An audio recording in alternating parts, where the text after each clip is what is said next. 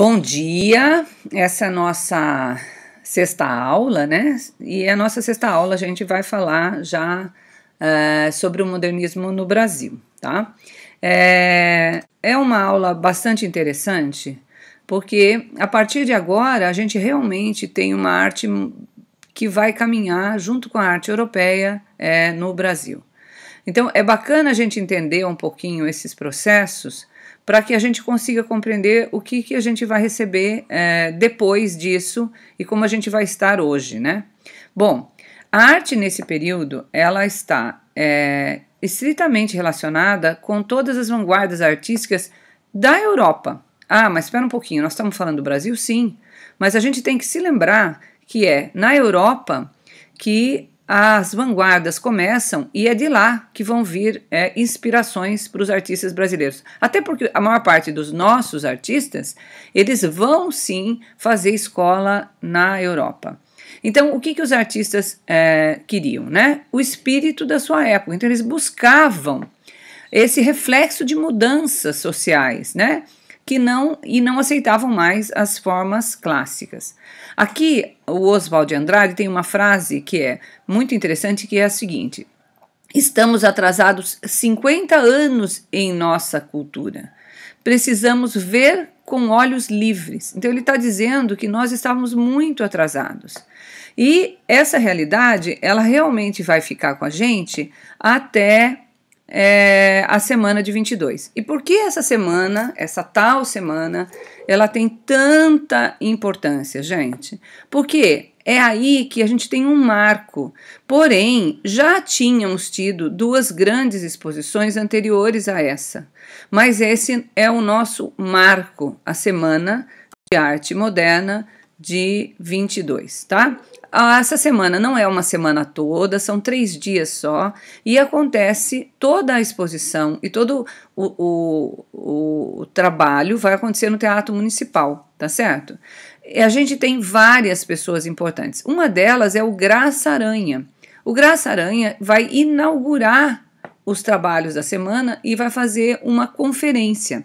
A conferência tinha o nome A Emoção Estética na Arte Moderna. Né? E é claro, ele vai ser vaiado por quem acreditava ainda na arte acadêmica, tá certo?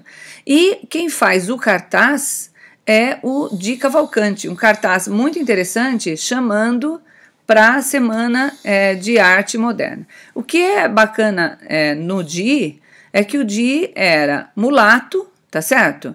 E vai ser um dos encabeçadores desse momento histórico que é a Semana de 22, tá? Então, o que eles têm, né? Primeiro, um ataque à academia e um elogio aos novos artistas, a esses jovens artistas modernos. Então, aqui eu tenho uma frase que também acho que é importante a gente falar exatamente como ela para que a gente compreenda. A remodelação estética no Brasil, iniciada na música de Villa-Lobos, na escultura de Brecheret, na pintura de Di Cavalcanti, Anita Malfatti e Vicente do Rego Monteiro, e na jovem e ousada poesia. Será a libertação da arte dos perigos que a ameaçam, do inoportuno arcadismo, do academismo e do provincianismo. Então, o que é que eles estão dizendo aqui? Que a arte estava muito atrelada ao velho, a regras que não podiam ser quebradas. Então, o que eles vêm? Eles vêm para discutir essa nova forma de arte. Isso já estava acontecendo na Europa, né, gente? Isto não é uma novidade lá fora. Apesar de que lá fora também ela não vai ser aceita da mesma forma que aqui nós não fomos aceitos nesse momento, tá? Estou me pondo como artista. Então, esses pintores, escultores, poetas e escritores, eles clamavam por uma mudança no Brasil. Eles reivindicam o fim da estética realista e a acadêmica. Então, eles querem novidade, eles querem algo novo, né? Então, quadros e esculturas que não tenham sido feitas para imitar a natureza, e sim a partir do pensamento, dos desejos, daquilo que o artista quer fazer. Então, é uma feitura que não está ligado à imitação, ok? E o Paulo Mendes tem uma outra frase que é muito interessante. Um safanão naquele adormecido em berço esplêndido. Brasil das letras, das artes e do pensamento. Então, o que é esse safanão? Acorda, né? Acorda que a gente precisa ir para esse novo, tá? Então, existe agora grandes novidades. Gente, o carro, a fotografia, cinema mudo. As pessoas estão mudando, as suas vidas estão mudando. Só que a arte aqui continuava com as mesmas regras francesas e lá já havia mudado. Então, há uma necessidade, sim, de se fazer de forma nova.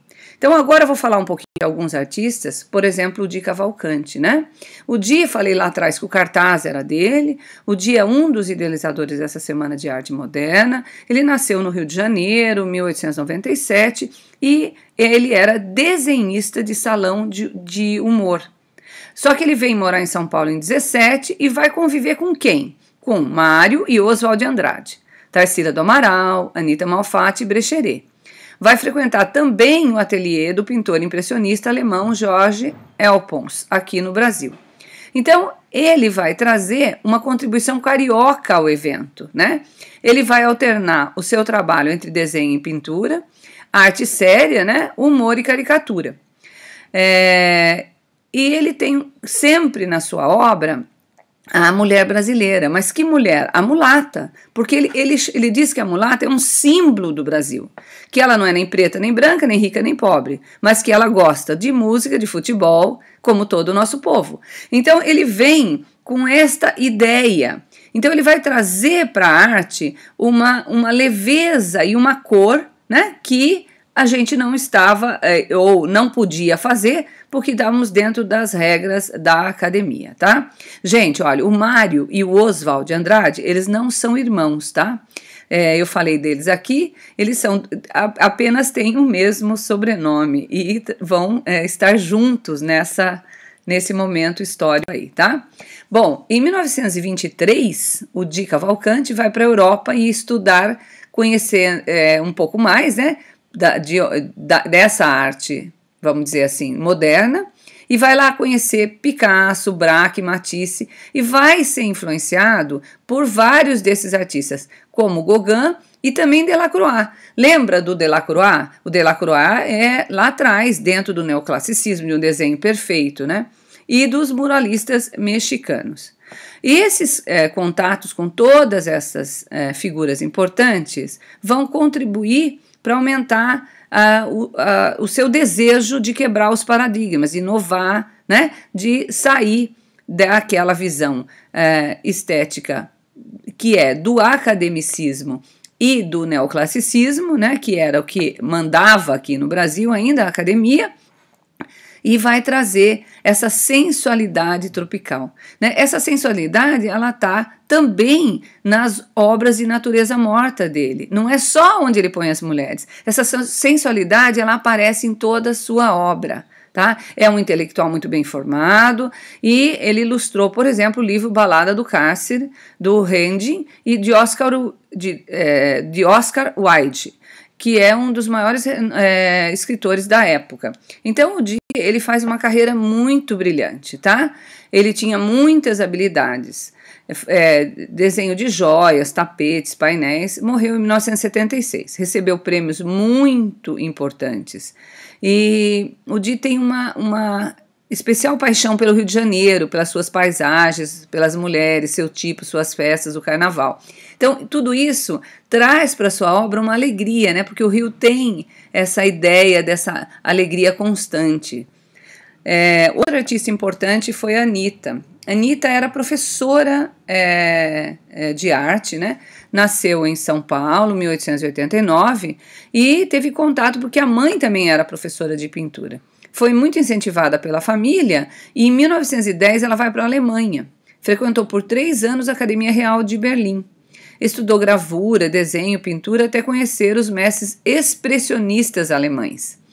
Aí de volta ao Brasil, em 1914, vai realizar a sua primeira exposição individual. Foi depois para Nova York, estudar numa escola de arte lá, que marcou muito sua obra.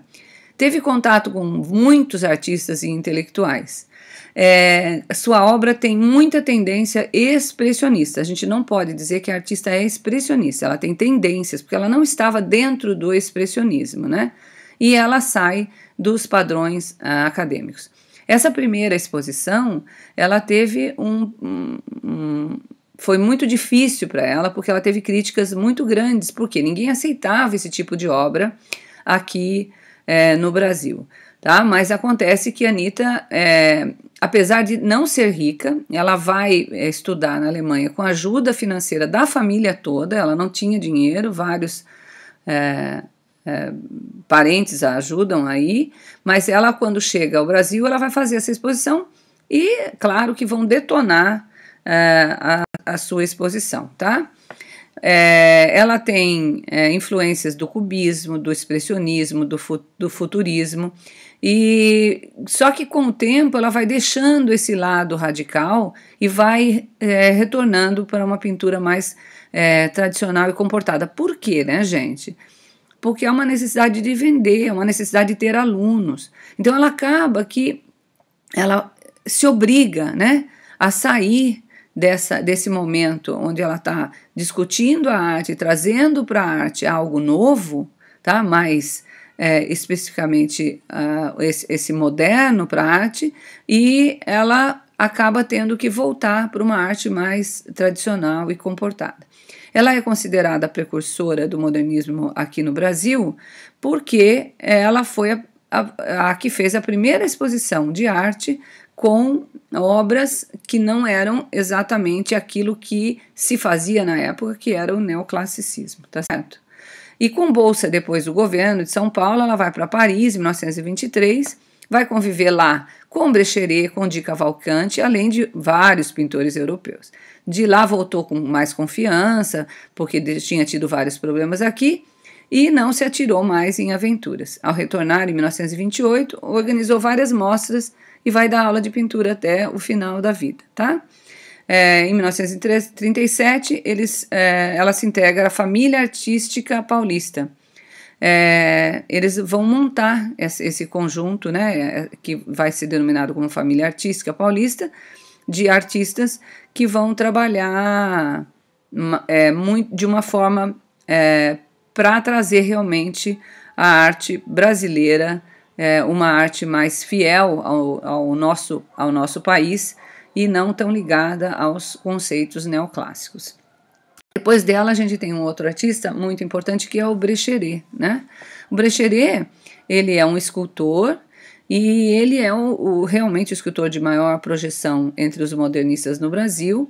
Tem uma obra bem geometrizada, a gente já viu as obras dele lá na Pinacoteca. Não sei se vocês se lembram que eu falei, brincando com vocês, que eu gostaria de ter uma daquelas obras, né? Tinha uma menorzinha lá, que é a Portadora de Perfume. Eu acho sensacional a obra dele. E ele nasce próximo de Roma, né? Perdeu a mãe muito cedo, foi abrigado por uma família de um tio e vem para o Brasil ainda na infância.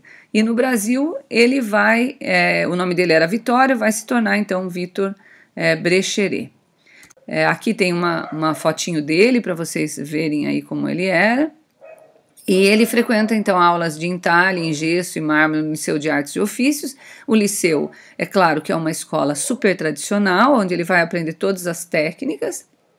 Depois ele vai estudar também na Europa, e onde ele vai conhecer as vanguardas artísticas. Trabalhou com um escultor italiano, que é o Arturo Dasi, e vai ser muito influenciado pela estética pós-impressionista. Ele vai se ligar ao Dia, Mário de Andrade, Oswald de Andrade, Menotti e Del Picchia, quando volta ao Brasil. E com eles, né, vai trabalhar junto desse pensamento vanguardista. Em 1920, ele ganha o concurso internacional de maquetes para a construção da escultura que hoje a gente vê lá em frente do Parque Ibirapuera, tá? Então, em 1923, o governo do estado encomenda-lhe a execução do Monumento às Bandeiras, projeto que se dedicou por mais ou menos 20 anos. Ele é um dos que participa da Semana de Arte Moderna de 22, expondo 20 esculturas no saguão. Então, aqui, todo o saguão do Teatro Municipal é onde estavam as peças de arte expostas, né? Onde foi montada mesmo a exposição. Tá? Depois vai expor em vários outros lugares, inclusive em Paris.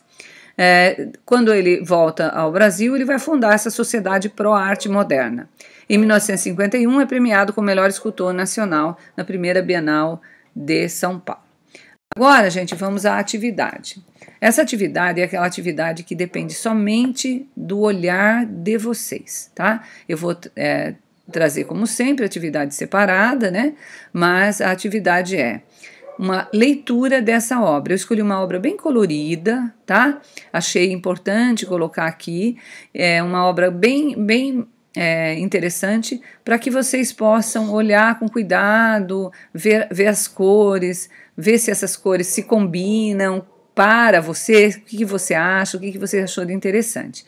Então, é uma leitura que eu chamo de leitura sensorial, né? É a etapa do sentir e do interpretar. Então, você deve perceber que sensações a obra lhe causa, os diversos temas e mundos sugeridos pela mensagem, valores, estados de alma que representa, tá? É bonito, é triste, é depressivo, é angustiante, tem euforia, né? E aí a gente tem também o valor utilitário da obra, interesse comercial, didático, documental, é narrativo, é uma realidade atual, é publicitário. Então, olhando tudo isso, você deve descrever o que as pessoas representadas estão fazendo. Você imagina que essa obra foi feita num dia quente ou frio, quem poderão ser essas pessoas, todos ali desempenham as mesmas funções. Em que época e lugar você imagina que essa cena ocorreu? Fale sobre a hora do dia, o clima, se estava calor, frio. Veja como você pode olhar essa obra toda e dizer o que você achou dela. Tá bom, gente? Esse é o nosso trabalho dessa última semana.